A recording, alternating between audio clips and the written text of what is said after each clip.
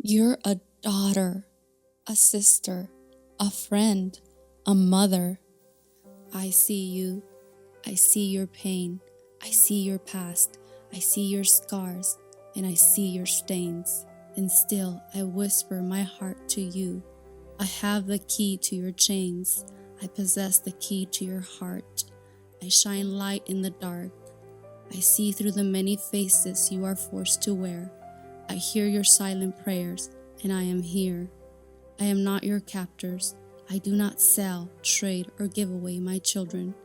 In me you have a home. In me you belong. You are forgiven. I see you shine. Rise from the shadows into the arms of your true Father. I break the chains of slavery and breathe freedom into your soul.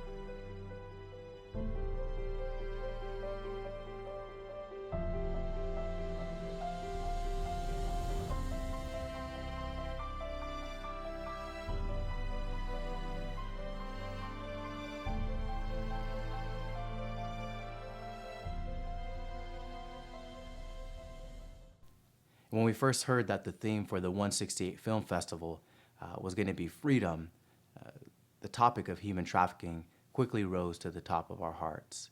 And human trafficking may bring different ideas to different people's minds as far as what that actually means. Some think it's the smuggling of one person across a border or to another place.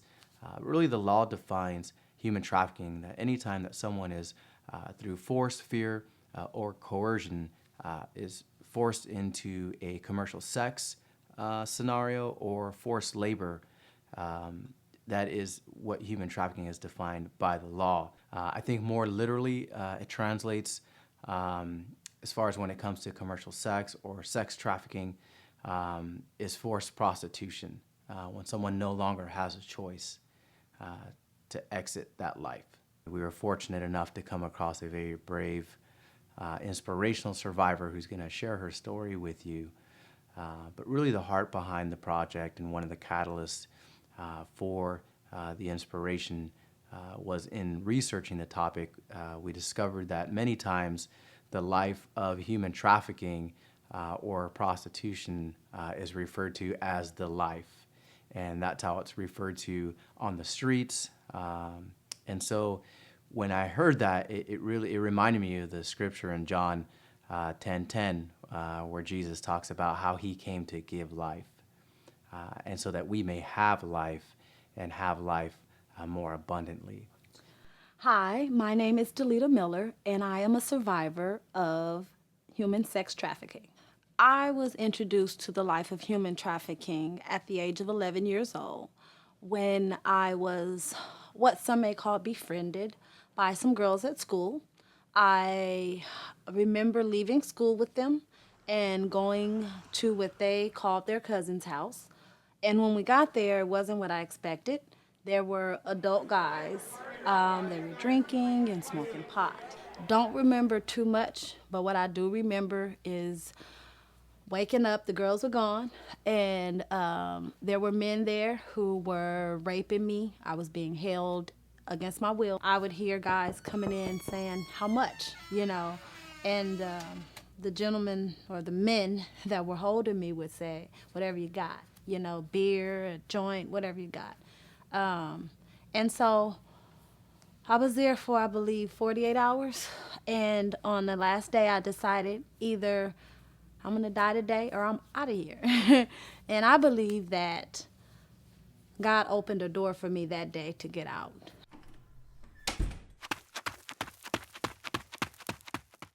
I became even more defiant towards my mom and grandparents that were raising me. I became very promiscuous. By the time I was 14, I was pregnant with my first child. And so I found myself struggling to care for this child at 15.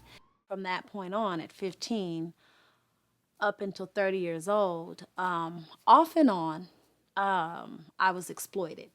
Sometimes I may have had a trafficker, and sometimes I didn't. So I'll never forget.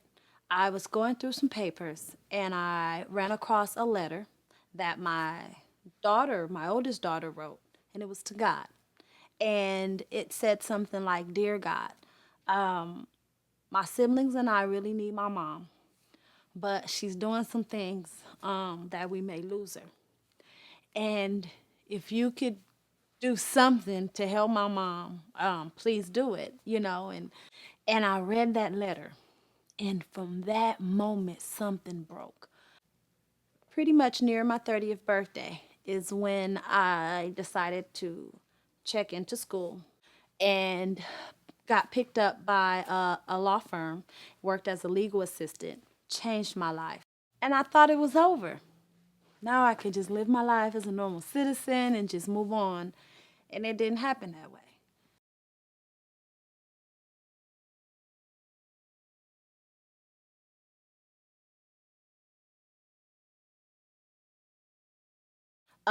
A friend who was younger than her invited her to a party.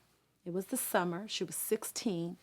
And I let her go, but she never ended up at a party. She ended up at a motel room in Los Angeles and giving the rules to the game. So when I woke up that morning, I had this dream and my daughter was carrying 2 buckets of snakes. And in the dream I said, "Girl, what you doing with 2 buckets of snakes?" Well, later on I found out that there were 2 pimps that had her, 2 traffickers. So it's like 6:37 in the morning, and my youngest child, who's 18 now, was about 15. He's on Facebook. So at that time he got an inbox and it said, "Brother, please help me. He got me." So from that point, we started panicking. We begin to call her phone, call her phone. We get a text message back that says, "Stop calling my B. I own her now." Oh, I'm freaking out. I just remember my oldest daughter coming to me and saying, "Mom, you told us to wait for law enforcement. They not doing nothing. We got to go get her." And I said, "You know what? Yes, we do." Right before we got ready to walk out of the house, I get a private call. Baby's on the other end. "Mommy?" "Yes, baby. Yes. Are you okay?" "Where are you?" "I'm at home. Where are you?" "I don't know." "Well, do you see a McDonald's or are you in a motel room?" And then all of a sudden she gets quiet. And I hear this voice, this man's voice in the background. "B, where you at, B?" She's like, Mommy, I gotta go." I'm like, "No, wait, where are you? Please." I call my mom, I call my dad. I said, "Mom, you get my bail money ready. You make sure you pull out that insurance policy because I'm going to get my baby tonight." And we got to the air on our way to the area. She calls again. And I'm like, "Well, where are you?" And she's naming off these streets. And I'm like, okay, so I'm putting calls in to different people. I'm like, "Meet me on these streets." So she called me again and she gave me a location. And then a few minutes later, because we were like scattered, I look up and I see my son-in-law holding somebody. It's like I blanked out. It was her.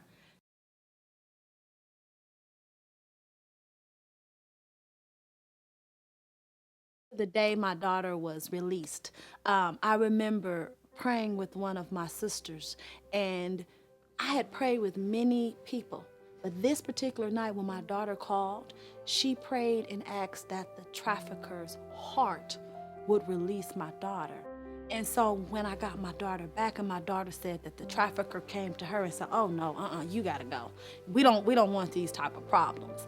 Even though they may have gotten a call from other traffickers or other people. It was God that opened up that door, that gave that favor, that allowed us that number. You know what I mean? And everything is all, God. And even though I talk about my story and all of the experiences and people are like, I'm sorry, I'm thinking, no, because in a sense, it's like with Jesus, he bore the sins of the world. I mean, if we were to think of poor Jesus, he had to carry this cross. Poor Jesus, he had to be crucified. But if you think about why he was crucified, and you think about the purpose behind that, as I carry this cross and as I think about my experiences, I think like, okay, now families are helped.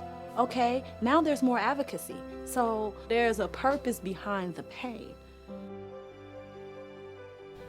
After I had gotten out of the life, when I maybe had one foot in and one foot out, me and a friend of mine would drive down the track and I would yell out the window to the girls, I'm coming back to get y'all.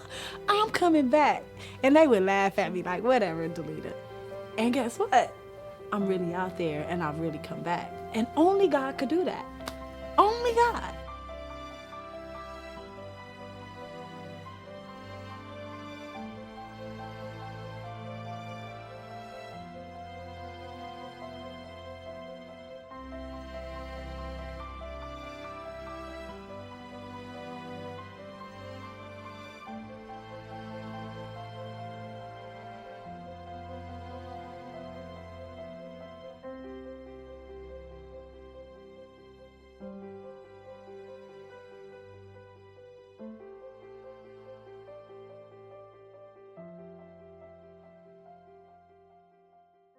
The Spirit of the Lord is on me, because he has anointed me to proclaim good news to the poor.